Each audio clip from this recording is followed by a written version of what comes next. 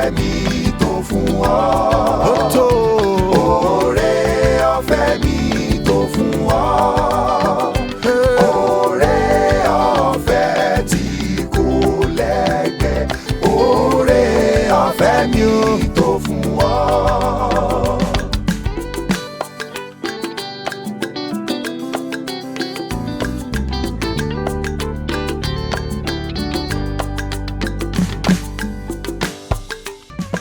Oore ọ̀fẹ́ mi tó fún ọ.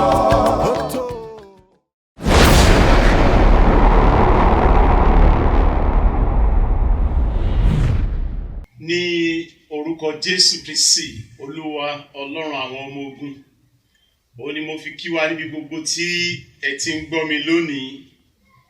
Àdúrà mi ni wípé ojú yín ò ní fọ́, etí yín ò ní di. Agbára ìrànlọ́wọ́ tẹ́ ẹ nílò, oore ọ̀fẹ́ tẹ́ ẹ nílò lọ́jọ́ tòní gangan tá a wà yìí, lórúkọ Jésù Ọlọ́run yóò yọ̀ǹda rẹ̀ fún yín. Ẹ jẹ́ ká gbàdúrà. Ní orúkọ Jésù, Olúwa dúpẹ́ fún àǹfààní mìíràn lónìí. Ẹ gba ọpẹ́ wa o.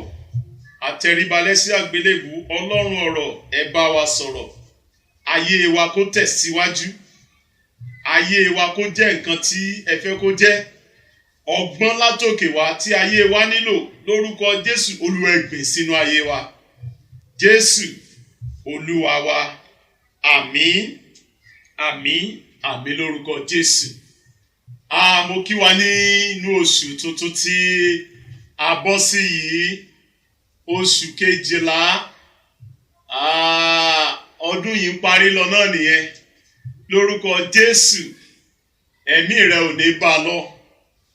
Tọmọtọmọ, tọkọtọkọ, tayátayá, bí mo ṣe ń gbà fún lèmi náà ń gbà fúnra mi. Lórúkọ Jésù, ẹnikẹ́ni nínú wa àní sọnù. Ohun t'Ọlọ́run ní fún wa láti bá wa pín pọ̀ lónìí, òun la pè ní ọgbọ́n kígbe. Ọgbọ́n kígbe. Ọgbọ́n kígbe.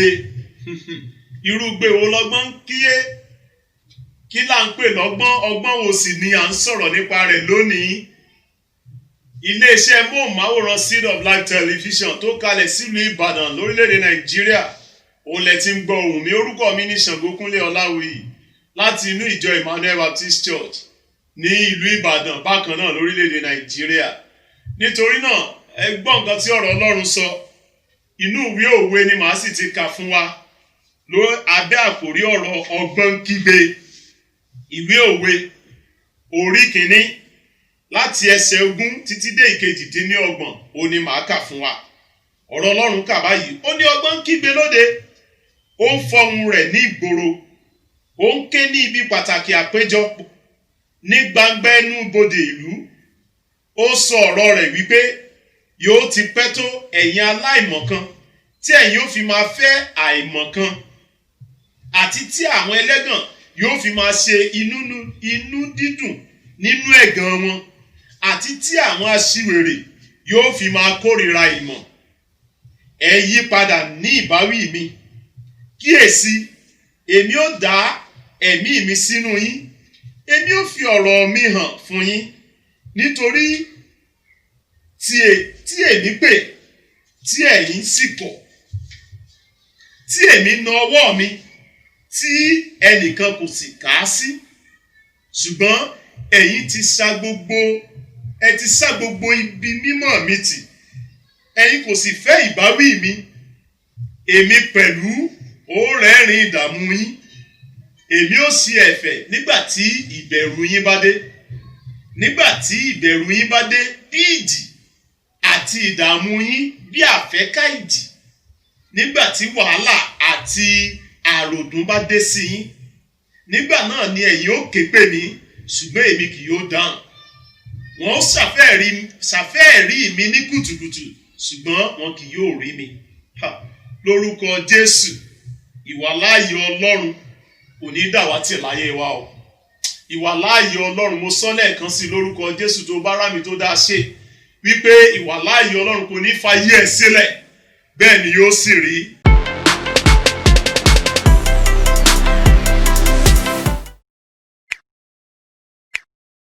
ọgbọ́n kígbe gbogbo àwọn èèyàn lónìí àwọn èèyàn gbọ́n níran wọn ọ̀pọ̀lọpọ̀ sì máa ń wò wípé àwọn gbọ́n gan kódà ju Ọlọ́run wọn lọ. Tí n bá sì béèrè, kò sí ọkùnrin kan tó fẹ́yàwó tó dàgbà tó fẹ́yàwó lónìí ọgbọ́n kan náà ni ó lò tí ó fi bóbìnrin yẹn sọ̀rọ̀. Bí ó sì lè bóbìnrin sọ̀rọ̀ bóyá àwọn kan ló bá a sọ ọgbọ́n kan náà ni wọ́n lò láti fi bóbìnrin yẹn sọ̀rọ̀. Ọkùnrin náà tó sì jẹ́ pé bóyá obìnrin ń wá ojú rẹ̀ ọgbọ́n kan náà ni ó lò tí ó fi ní pé bọ̀dá yìí ẹ̀ sì wo bí mo wà. Bí ọmọ bá fẹ́ gba nǹkan lọ́wọ́ bàbá rẹ̀ àwọn ọgbọ́n kan náà ni wọ́n lò. Bẹ́ẹ̀ bá fẹ́ bẹ̀rẹ̀ iṣẹ́ ẹ ronú ẹ wo ọgbọ́n wo ni mo fẹ́ gbé gbà ọ̀nà wo ni mo fẹ́ gbé gbà àwọn ronú yẹn ọgbọ́n náà ni. Ṣùgbọ́n lónìí níbo lọgbọ́n lọ ọgbọ́n wo là ń lò gbogbo ẹ̀ tó ṣe ẹ̀ tí ń lò látijọ́ yìí ṣé kò ti kùnà ṣé kò ti dojú bolẹ̀ ṣé kò ti dojúrú. Nítorí náà ẹ jẹ́ kí n pín pẹ̀lú wa ní kíákíá àwọn àkòrí ọ̀rọ̀ bí ọ̀nà mẹ́ta péré ni mo pín ẹ̀kọ́ yìí sí. Àkọ́kọ́ òun ni ìtara ọgbọ́n òun ló sì fìdí múlẹ̀ nínú ẹsẹ̀ 20 àti 21 yẹn. Ó ní ọgbọ́n ń kígbe lóde béèyàn bá ń kígbe sẹ́mẹ̀ pé akọ́ṣẹ́ ló ń ṣe. Ẹni tí ò bá jẹ́ pé bóyá èèyàn bá nà ọmọ tẹ́ bá rí tó bá ń kígbe bóyá ebi ń pa nǹkan kan ló ń ṣe. Ọmọ tó bá ṣẹ̀ nígbà tó bá kígbe tó bóyá wọ́n ti nà án.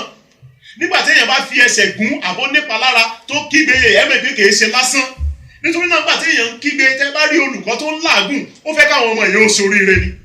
Òbí tẹ́ rí tó ń ṣe làálàá gan ó fẹ́ kí àwọn ọmọ wọn kó ṣe lórí kó ṣoríire ni. Nítorí náà igbe ẹ̀yin òbí tó ń gbọ́ mi lónìí kò ní já sásán lórúkọ Jésù.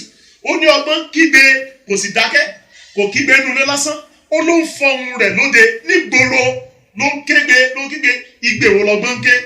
Ẹgbọ́n ó tún tẹ̀síwájú ní ẹsẹ̀ kọkànlélógún ó ní ó ké ní ibi pàtàkì àpéjọ ibi táwọn èèyàn bá ti ń péjọ pọ̀ ọgbọ́n sọ̀rọ̀ ńbẹ̀. Ó ní ẹ̀yin ọ̀jọ̀gbọ́n ayé ẹgbọ́n tèmi kò tún dákẹ́ ó ló tún kígbe lẹ́nu bodè.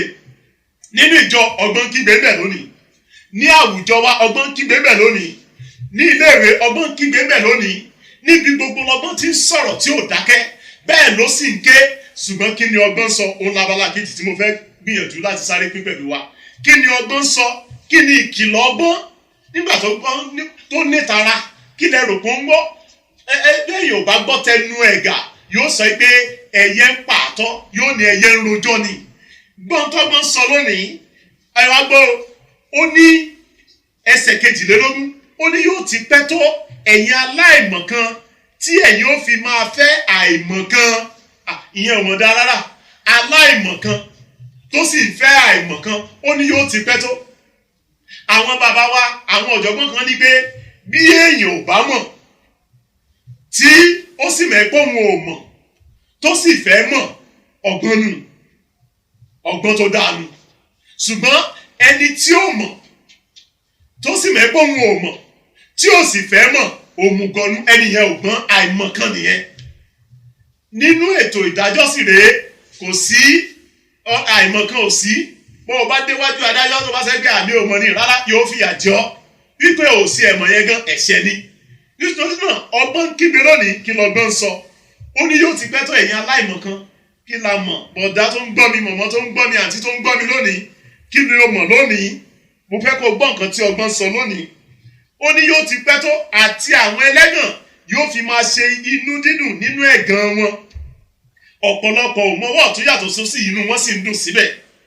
Ó ní àti àwọn aṣiwèrè yóò fi máa kórìíra ìmọ̀. Gbogbo ẹni tí ó bá kórìíra ìmọ̀ Bíbélì ní ẹranko ni ẹni ó kórìíra ìbáwí ẹranko ni. Ẹni tó bá fẹ́ ìmọ̀ òun fi ọgbọ́n.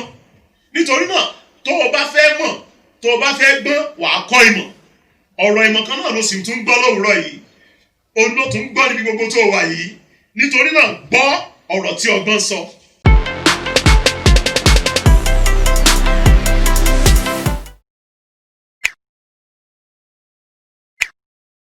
Ọwá gbọ́ ó ní ẹ yí padà ní ìbáwí mi kíyèsí èmi ó da ẹ̀mí mi sí inú yín èmi ó fi ọ̀rọ̀ mi hàn fún yín kí n má bàa pẹ́ lórí ọ̀rọ̀ yìí.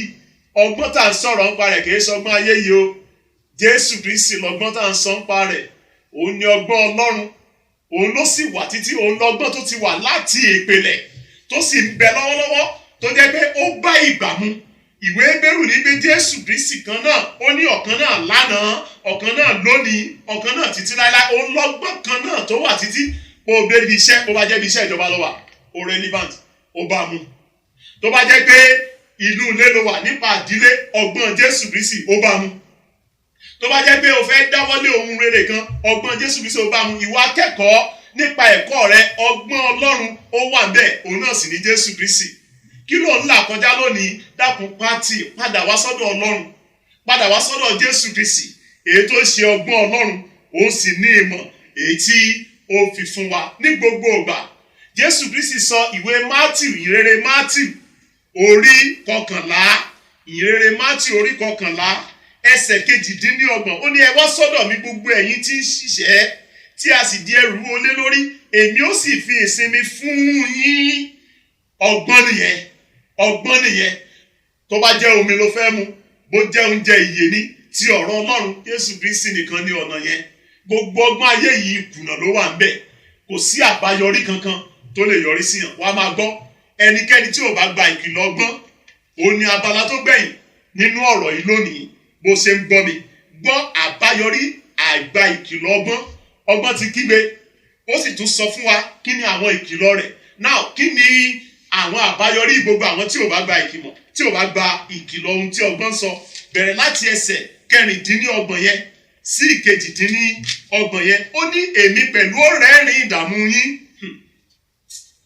ó ní èmi ó ṣe ẹ̀fẹ̀ nígbà tí ìbẹ̀rù yín bá dé nígbà tí ìbẹ̀rù yín bá dé bí ìjì àti ìdààmú yín bí àfẹ̀yíká ìjì nígbà tí wàhálà àti àròdùn bá dé sí yín nígbà náà ni ẹ̀yin ó ké pè mí ó lé mi ò ní gbọ́ mọ́ ó ń sọ̀rọ̀ nípa ìdájọ́ nítorí náà gbọ́n tí ọgbọ́n wí lónìí gbọ́n tí Jésù Kristi wá ó ti ní ó wá o gbogbo àwọn tó bá tọ̀ wá ó ní òun kì yóò ta wọ́n nù ó ti wù kí ó rí nígbà tó bá wà núdà mo bá képe yóò képe Jésù Kristi lónìí yóò dánú sí ọ̀rọ̀ rẹ̀ ọgbọ́n tó ga jùlọ nìyẹn gbogbo ètò ti gbìyànjú orí pé ìkùnà ló bá ń bẹ̀ nítorí náà padà wá sọ́dọ̀ Jésù lónìí tọ́ ọgbọ́n yẹn wò ìwọ bomi rẹ̀ mu ó rí pé ara yóò tù ọ́ ọkàn rẹ yóò balẹ̀ àánú yóò sì bá ayé rẹ̀ pàdé yóò sì bá ayé rẹ̀ pàdé jẹ́ àdíjú kájọ gbàdúrà papọ̀. mo fẹ́ kó sọ fún Ọlọ́run ipe òyìnbó náà ti lo gbogbo àwọn ọgbọ́n ayé yìí ó ti já ọkulẹ̀ béèrè fọgbọ́n Ọlọ́run Olúwa ọgbọ́n rẹ jẹ́ kó wọnú mi képe Jésù Kristi lónìí pé mo gbà á gẹ́gẹ́ bí ọgbọ́n tó yè kóró gbogbo àìmọ̀kan mi mo fi sílẹ̀ lónìí mo gbé ọgbọ́n ọ̀tun wọ̀ ó ti rí bẹ́ẹ̀ ní orúkọ Jésù Kristi Olúwa àti olùgbàlà wa àmín. ẹ subscribe sí station yìí Seed of Life Television ètò kalẹ̀ sílùú Ìbàdàn ẹ rí aago náà lẹ́gbàá bọ́tìnì pupa yẹn ẹ tẹ àwọn méjèèjì papọ̀ tẹ́ bá ti tẹ̀ wọ́n yóò máa fi oore ọ̀fẹ́ fún yín láti tilẹ̀ máa di alágbàdá ìgbàládùn oore ọ̀fẹ́ yìí ní ìgbàdégbà ẹ pín pẹ̀lú àwọn ojúlùmọ̀ àwọn ọ̀rẹ́ aráalé yín ẹ sì tẹ́ bá sì ní ìbéèrè àbí ohun kan tẹ́ fẹ́ fi sọwọ́ sí wa ẹ kọ síbi ààyè kọ́mẹ́ǹtì yẹn yóò dára fún yín o lórúkọ Jésù àwa àti yín àní dàwátì ọgbọ́n Ọlọ́run kò ní dàwátì inú ayé wa ní orúkọ Jésù Olúwa wa àmín.